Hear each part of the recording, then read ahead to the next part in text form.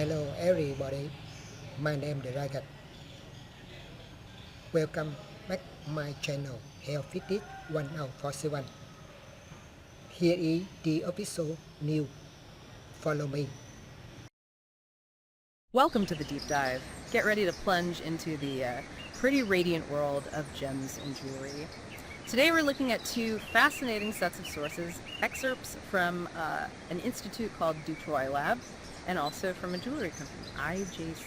Yeah, it's a really good way to see, different sides of the same coin, really. You've got the science, the testing, the expertise bit. And then on the other hand, you have the creativity, the retail side, the connection with the person who actually wears it. Exactly.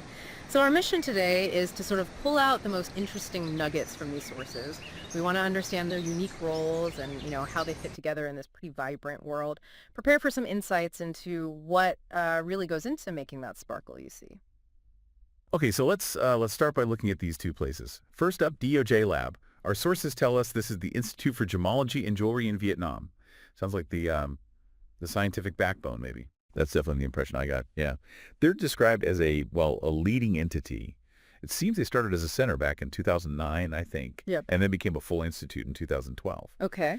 So that history sort of suggests they play a pretty foundational role there. Right, and their core services seem to reflect that focus on foundation and trust. The source highlights appraisal services covering, everything. Diamonds, colored stones, precious metals, even finished pieces.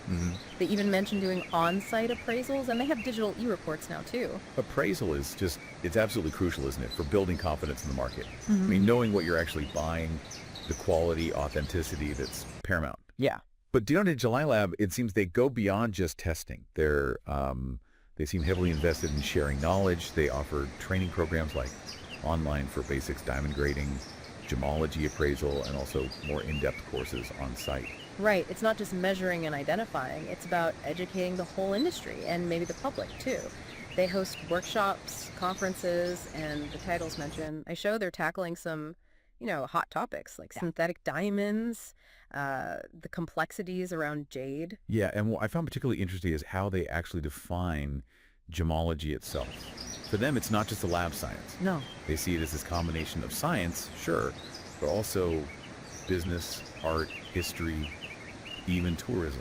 That's fascinating. Yeah, it suggests the field is, much more interdisciplinary than maybe we'd think at first glance, linking the technical with the cultural and economic stuff. That wider view is really interesting. And underneath it all, there's this strong focus on R&D technology. The source lists a whole range of pretty serious equipment they use. We're talking spectroscopes, specific gravity scales, polariscopes, refractometers, loops, microscopes, dicroscopes. It's a proper suite of tools for detailed analysis, definitely.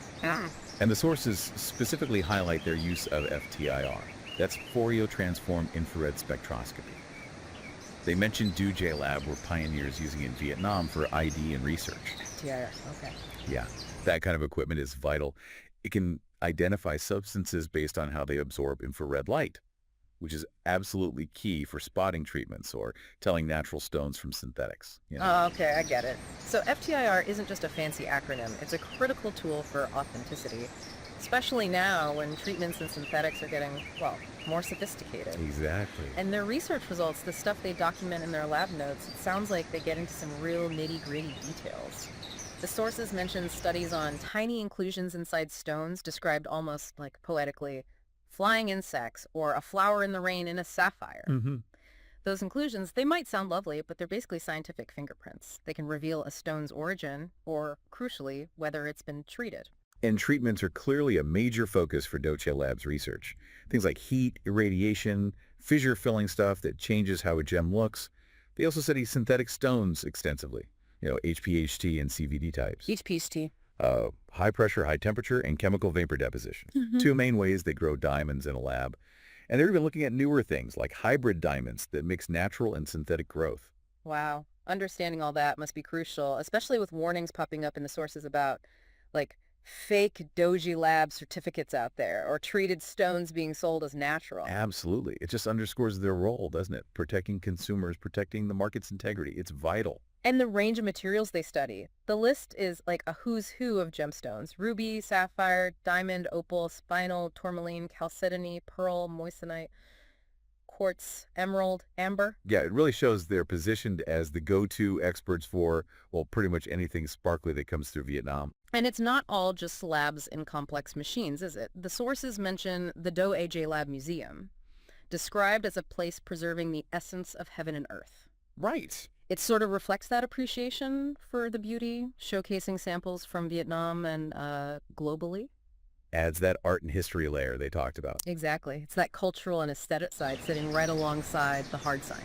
Okay, so that gives us a pretty solid picture of the educational foundation. Now let's switch gears a bit. Let's talk about IJC, the retail and design company. The sources describe IJC offering a wide range of finished jewelry.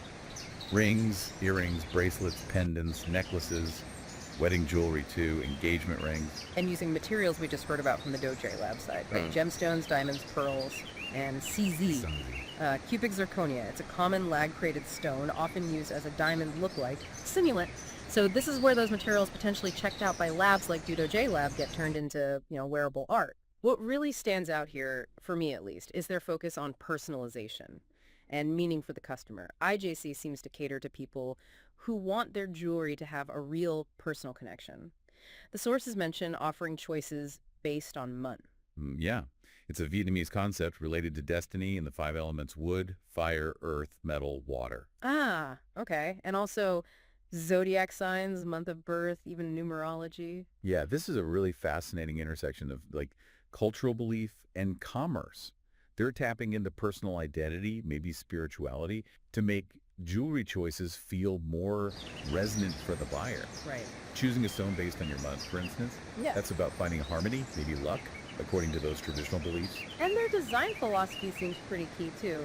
The sources highlight a variety of designs, mentioning specific collections on Phu, Hong Kukwa, and there was that customer testimonial praising the designs for being unique, saying, hardly find two pieces exactly alike. Yeah, in retail, unique design is a huge selling point, isn't it? Sets you apart.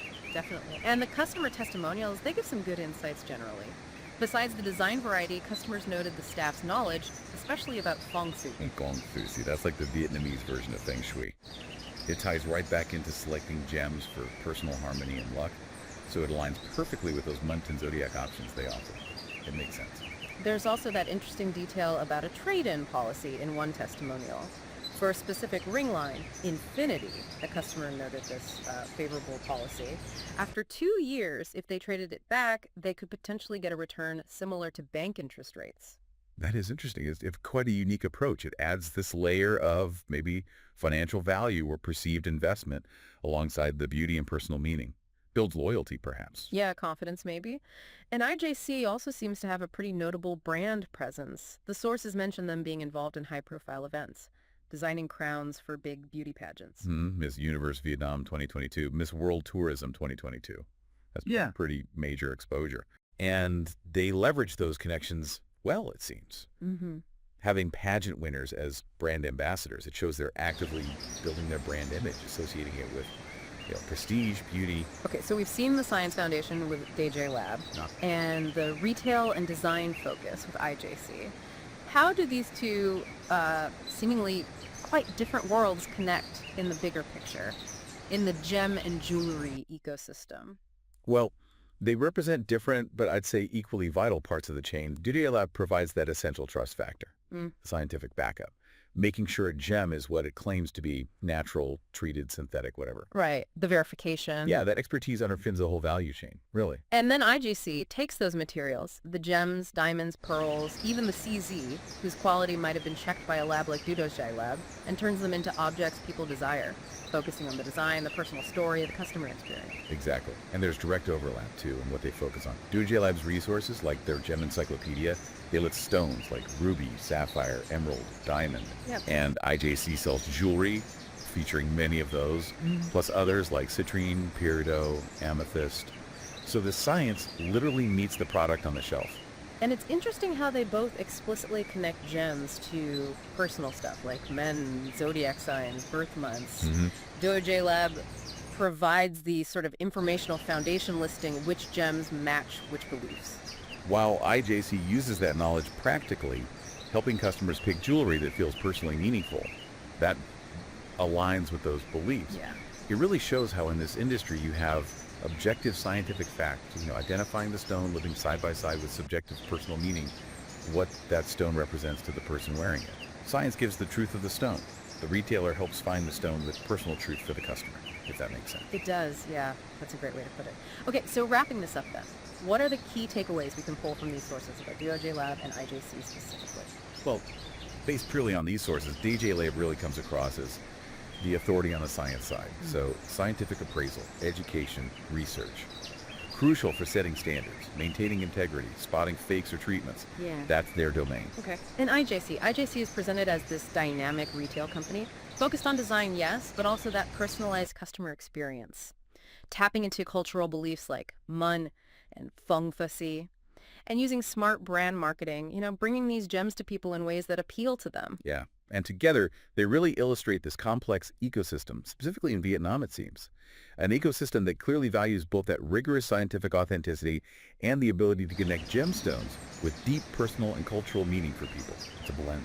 A blend of trust, beauty, and belief. Mm-hmm. So we've taken a deep dive into the labs, the training rooms, the retail showrooms of the gem and jewelry world today, guided by these two sources. And it's clear it's a really sophisticated mix, isn't it? You've got objective science, constant learning, creativity and design, and this powerful link to personal identity and cultural values. What's just fascinating is seeing how that hard science, identifying a stone with tools like FTIR, sits right alongside the very human desire to choose a gem that, say, aligns with your destiny or brings you luck, like the IJC personalization shows. Absolutely. And it does raise a pretty important question, I think.